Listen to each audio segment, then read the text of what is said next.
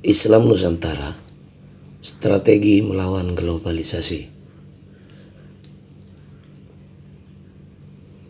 Di tengah hiruk pikuk perdebatan pro dan kontra seputar isu Islam Nusantara, Johnson beserta Ansori, Ndemo, Husni, Anang, Doni, dan Daitia yang baru kembali dari arena Muktamar NU ke-33 di Jombang, buru-buru menghadap guru sufi usai sholat subuh.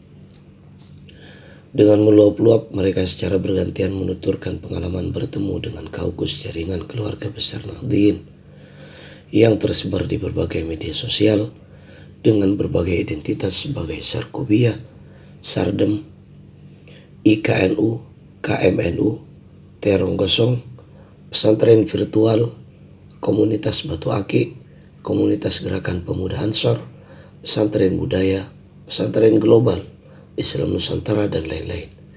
Jaringan anak-anak muda Nahdliyin ini secara prinsip mendukung gerakan Islam Nusantara sebagaimana istilah syariahnya disampaikan Kiai Haji Afifuddin Muhajir. Tapi banyak teman-teman yang bertanya tentang latar dibalik pelontaran istilah Islam Nusantara yang terkesan mendadak dan tiba-tiba menjelang Muktamar NU sehingga terjadi pro dan kontra. Kata Johnson menyampaikan pertanyaan teman-temannya yang belum paham dengan latar alasan dibalik isu Islam Nusantara yang menuai pro dan kontra. Orang-orang berjiwa merdeka dan berpikiran bebas tidak akan berandai-andai dan menafsir-nafsir, apalagi sampai membayang-bayangkan istilah Islam Nusantara sebagai sesuatu yang baru, yang sangat mengerikan. Ungkap guru sufi seperti berkata kepada diri sendiri. Hanya orang bermental inlander dan berjiwa kacung, jongos, dan begundal asing sajalah yang merasa takut terhadap sebuah istilah lokal yang dimunculkan anak-anak bangsa ini. Hanya orang yang terbiasa mengikuti titah, petunjuk, arahan, dan pendiktaian asing yang meributkan sebuah istilah baru yang sejatinya sudah sangat lama digunakan orang. Maksudnya apa, Mbah Kiai? Sergah Johnson kurang paham. Apa urusannya Islam Nusantara dengan bahasa asing, dengan anak-anak bangsa yang menjadi kacung, jongos, dan begundalnya? Kalian ini bangsa apa? Tukas guru sufi dengan nada tinggi. Bangsa Indonesia, Mbah Kiai, sahut Johnson, Daitia, Ndemo, dan Ansori bersamaan. Dari bahasa apa istilah Indonesia itu? Siapa yang pertama menggunakan istilah itu? Tanya guru sufi dengan suara merendah. Itu dari bahasa Latin, Yunani kuno, dari kata Indos dan Nesos, sahut Johnson tegas. Indos artinya India, Nesos artinya kepulauan. Memangnya kita ini bangsa India? Memang kepulauan Nusantara ini bagian dari India? Sejak kapan bangsa dan negeri ini jadi bagian India? Tanya guru sufi. Tentu bukan, Mbak Kiai. Kita sekali-kali bukan bangsa India. Kepulauan Nusantara ini pun tidak pernah menjadi bagian dari negara India kapanpun itu, sahut Johnson garu-garu kepala. Lalu kenapa kita menggunakan istilah bangsa Indonesia, bangsa India kepulauan? Karena Adolf Bastian sudah menggunakan istilah itu, Mbak Kiai. Terus para mahasiswa dari kampus Sofia ikut menggunakan istilah itu. Kata Johnson mulai paham alur berpikir guru sufi.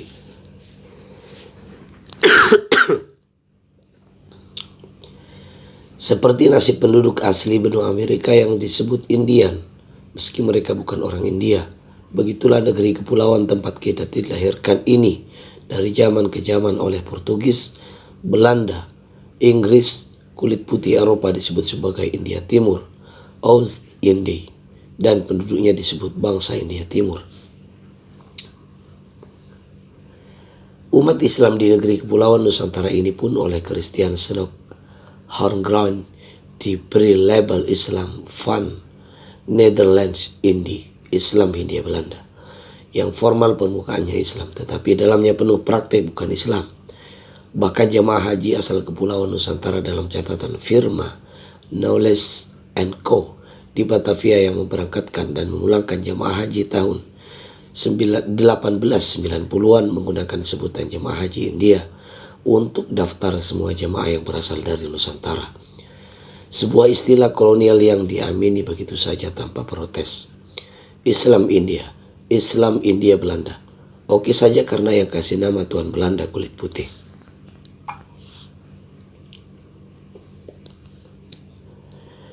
Setelah etisnya politik diterapkan di mana anak-anak pribumi Muslim boleh sekolah formal di sekolah-sekolah Belanda, lahir istilah baru, Islam modernis dan Islam tradisionalis yang lazim digunakan L.W.C. van der Burg, C. Brochelman, J. Brookman, W.J.A. Kernkamp, P.S.J.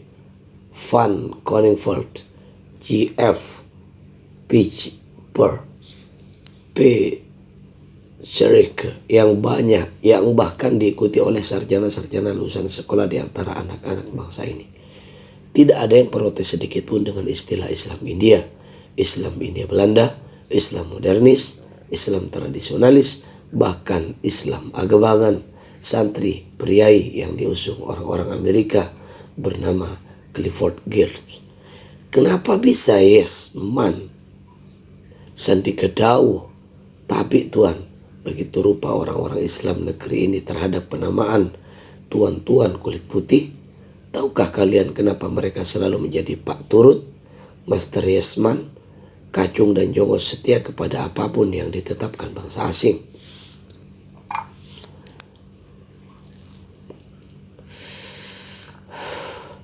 Mentalitas inlander Mbah Yai, sahut Datia menarik nafas berat. Saya pernah dengar orasi Profesor Dr. Budi Dharma, guru besar UNESA, tentang kisah Robinson Crusoe dengan budaknya yang orang negro kulit hitam. Perbudakan itu terjadi karena negro kulit hitam itu menganggap Robinson Crusoe yang berkulit putih itu sebagai dewa yang turun dari langit, tempat yang tepat untuk mengabdikan diri. Begitulah, tanpa diperintah dan didoktrin dengan ideologi apapun, negro kulit hitam itu sudah praktis menjadi budak bagi Robinson Crusoe. Kalau sudah seperti itu, kalian tahu kenapa sejak proklamasi kemerdekaan bangsa Indonesia 17 Agustus 1945 yang disusul pembentukan Negara Kesatuan Republik Indonesia pada 18 Agustus 1945 selalu terjadi keributan dan kekisruhan dalam menjalankan praktek kenegaraan dan pemerintahannya? Tanya guru sufi tinggi. Wah, itu belum tahu latar belakangnya Mbah Yai, kata Johnson menduga-duga. Kami hanya tahu ada kisruh 6 Juli 1946, Oktober 1952, Madiun Affair September 1948, PRRI Permesta 1957, 1 Oktober 1965 yang menimbulkan banyak korban. Kami tidak tahu kenapa peristiwa itu harus terjadi. Alasan utama dari macam-macam peristiwa itu sejatinya cuma satu, kata guru sufi dengan suara datar. Anak-anak bangsa Indonesia, anak-anak bangsa bermental jongos, kacung, centeng, marsose, bekundal asing tidak pernah ridho melihat dan mendapati saudara sebangsa mereka mengkonsep negara sendiri. Mereka menganggap rendah Pancasila hasil penggalian Soekarno, pribumi kulit coklat. Mereka menilai sangat rendah apapun karya anak negeri karena mental mereka adalah mental inlander busuk yang selalu mendewakan orang asing kulit putih sebagai tuan.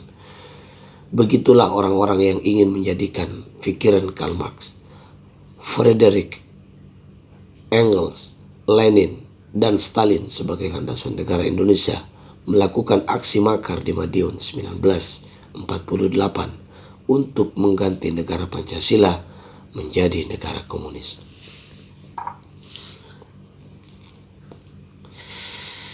Para kacung, jongos, marsose kader KNIL yang makar tahun 1957 dalam PRRI Permesta ingin menegakkan negara liberal kapitalistik sebagai gagasan John Stuart Mill, Thomas Jefferson, Adam Smith, Talcott Parsons dengan menentang NKRI yang berpancasila yang dianggap rendah.